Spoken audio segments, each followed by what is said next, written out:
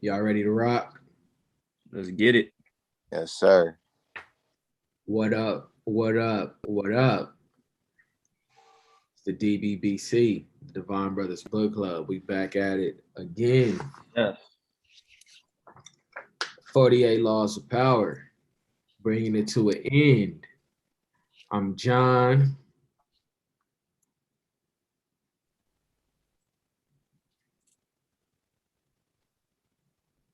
Did one of y'all say something? Nah, that shit glitched No, out. it was Then it Garner it started paused. turning up. That's why I'm like, It froze up. We was waiting for you to come back. all right, bet. Yo, can you hear this nigga with the lawnmower right now, bro? No, I can't hear Nah, nothing. I can't hear. Uh, You Yeah, mad? That nigga I'm what? mad. He like, I'm bothered right now, bro. What is he doing the fuck you want to do your job for right now? man. right now, bro? Let me introduce my brothers, man. We got my brother, Shit. we got my brother B and his LA Fitted repping the land. You already know What's what happening? What's happening? I got my other brother, Champ, with that Yeah, fire yeah, budget on. Shout out to yeah, yeah, Investments Only. yeah, And yeah, man, yeah. you already know what's good. We read books, but we got an interesting perspective because we got edge with it. You know what I'm saying? And 48 Laws of Power, what we've been rocking with. Law 43 is what we own. Work on the hearts and minds of others. Judgment. Coercion creates a reaction that will eventually work against you. You must seduce others into wanting to move in your direction. A person you have seduced becomes your loyal pawn, and the way to seduce others is to operate on their individual psychologies and weaknesses. Soften up the resistant by working on their emotions, playing on what they hold dear and what they fear. Ignore the hearts and minds of others, and they will grow to hate you. It's a lot. Mm. Thoughts. Mm. Seen it happen all the time. All right, give me Seen some. it happen all the time. Uh, I like to relate this stuff to most of the experiences. So I'll take this as a job. You working and somebody come in, he get hired, he the new manager or something. We'll take that for example, and he want to try to make the show run his way, but then you forcing it. So then ain't nobody gonna feel that movement. So it's gonna cause mutiny. You feel me? It's just too much of an abrupt change. But if you make everybody think, oh man, I'm that guy. I'm here for all the employees and yada yada yada. Just come to me. You got the facade that you really working with them, and then when you do, what I mean, play on that weakness where you listen to what they saying, what they want, then boom, you control it. You could take over everything. Like you played on the weakness and the emotions of, what I'm saying, in that example, like the employees and stuff. So I've seen this law done. And then on the other side of it, I seen when you came in too hard and ain't nobody feeling you, got up out of there quick. So I mean, that's what I could relate those examples to. So I've seen this law done several times. For sure, for sure. I believe, man, it's about awareness, having awareness, and knowing your team, knowing your audience rather, um, and having, like I said again, the awareness and being selfless because you can create power. You create power in turn when you're selfless. You have to be attentive and knowing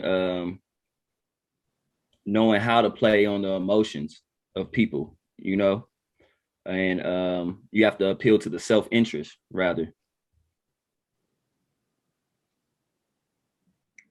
Um, y'all both just said some good stuff, and then reading the judgment where it says you gotta seduce others is to operate on their individual psychologies and weaknesses. That instantly made me just think about coaching and leadership. Mm-hmm. And then it made me think about Phil Jackson. Phil couldn't coach Michael and Dennis the same. Not at all. But he knew what to do. He played on their uniqueness. Exactly. each individual is unique. They all have something to bring to the table, but the overall goal should be unified. So when you play on the hearts and the minds of those individuals, you bring the best out of them. You know their weaknesses, you know their strengths. Mm-hmm. Good question for us and for those who tap in. Have you ever had your heart and your mind worked on by somebody else? It happens all the time. We do it all the time, indirectly, inadvertently, okay, blatantly. We do it all the time. We know. What's life without it? We do it. I feel like we do it with one another. We know it brings out the best of us. We know our strengths and weaknesses. So absolutely, I do. Yep. Do you feel most people? I know. It happens more often with the opposite sex too. That's where I was going. Yeah, that's where I was going. You know what you can get out of people. You know what you can't get out of people. You know what's going to make them react. You know that button to push. You know what you can do. You know what you can say. You know what make that clock tick. Yeah, for sure. I know some people, man. All they got to do is look at you, and it's a trigger. Like, motherfucker, I hate you. I think what B said too, it was one of my notes that I wrote down. I thought that was and with that Aesop's fable that's in the book, he was like, a new manager come in and it's like they trying to force shit. They're trying to force it instead of just use it a little bit more tact. And my note is persuasion is more effective than force. Because when you look at that one fable in the book with the gentle art of persuasion, and it's talking about the wind and the sun having a competition about who can make the guy take his clothes off. So the wind like get to blowing like mad, and he tightened up. He held on to his clothes, where the sun was just like he gradually got hotter, and dude eventually took his clothes off. Yeah. It's like the wind was forcing it. The sun persuaded it. And I think that's important when and we've all done it. It's change is effective gradually. Yeah. You can't, like you said, you can't force it because you create more enemies. You create more enemies when you do that. When it's forceful, because now it's we're kind of skipping ahead on this. So I don't even want to, because this is another law. We already jumped into another law. But when you force people to do things, you in turn create more enemies, because change is not something that people naturally adapt to at all. It's hard. It's really hard for people because people fear that. They fear change because it makes them uncomfortable. Whenever you make somebody uncomfortable, you ruffling feathers. What was have y'all put yourself in a situation where you were trying to work on the hearts and the minds of somebody else, and instead of being persuasive, you were more forceful and it didn't turn out right? All the time. Sure. Until you start realizing like, oh, that's not gonna work with that person. You got to start matching, the reactions and knowing what be able to avoid. Just like trying to avoid an argument with somebody, what not to say so you don't flare up nothing. You feel me? Say, but all right, boom, if I say it this way, you know what I mean? I can probably get through a little bit better versus going straight the same way, which is going to cause something, So, yeah, for sure. But I've done it to where it's been successful. So, yeah. Did y'all have any parts in the book that like stood out to you from the observances the transgressions are the keys to power? Yeah, for me, like I said, I think I already stated it, but it was being attentive to the uniqueness of others, because that's what's important. Because a lot of times, like we're talking about power, so a lot of people are very selfish when we're talking about power. They're arrogant, and it's always about them. But in order to be a great leader, you got to take a step back and be selfless So I was asking it as in of others and pay attention to others. so I was saying from what we read in the law itself, did you have any That was on the keys of power. I got that from the keys of power. Okay, bet. I got that was from the keys of power. I got you. Yeah, because I thought one of the things I wrote down was Chuko Liang and how he was really how he mastered a lot of this. How he was able to take Law 2, Law 15, and Law 29 and use them in tandem. Like we always talk about how he was trying to win over the barbarians and he kept capturing one dude and he like, all right, if you capture me again, I'll join your side.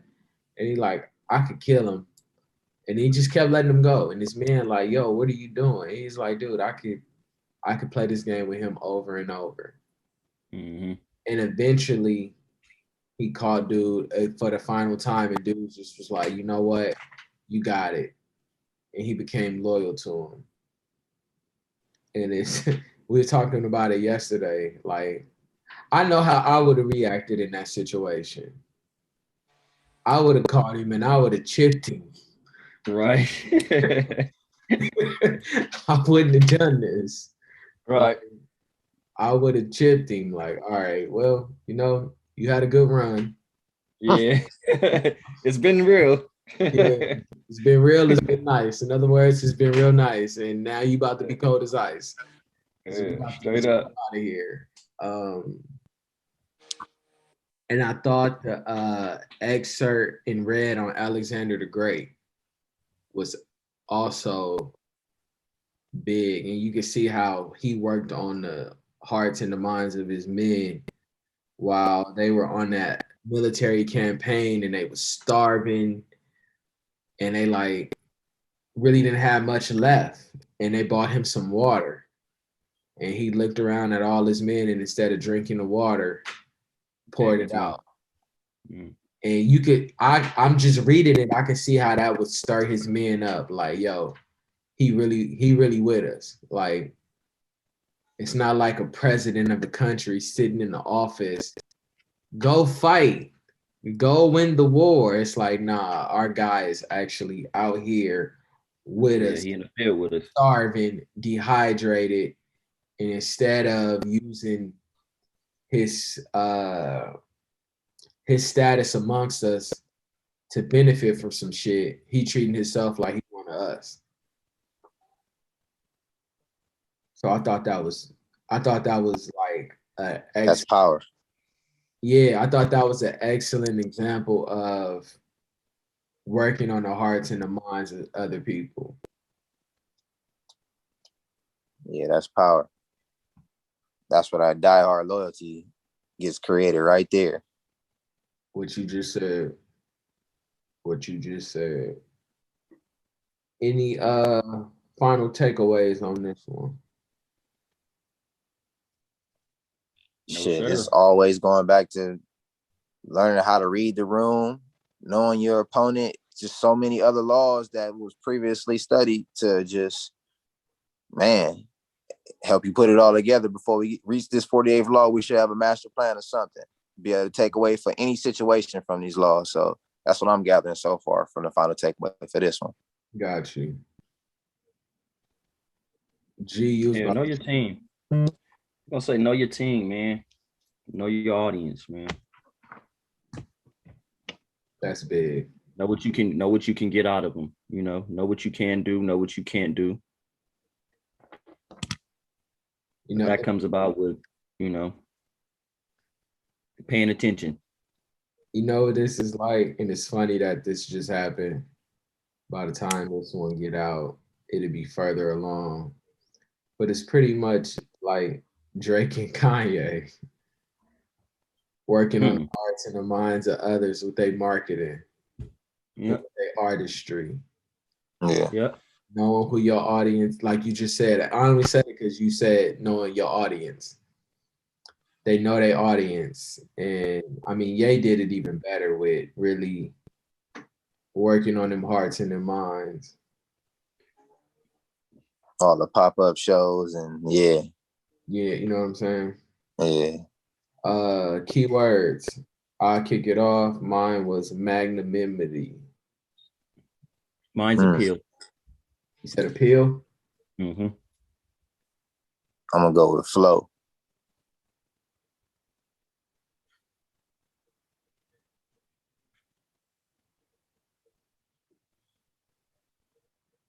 That's him. Law 43 for y'all out there. Talk to us.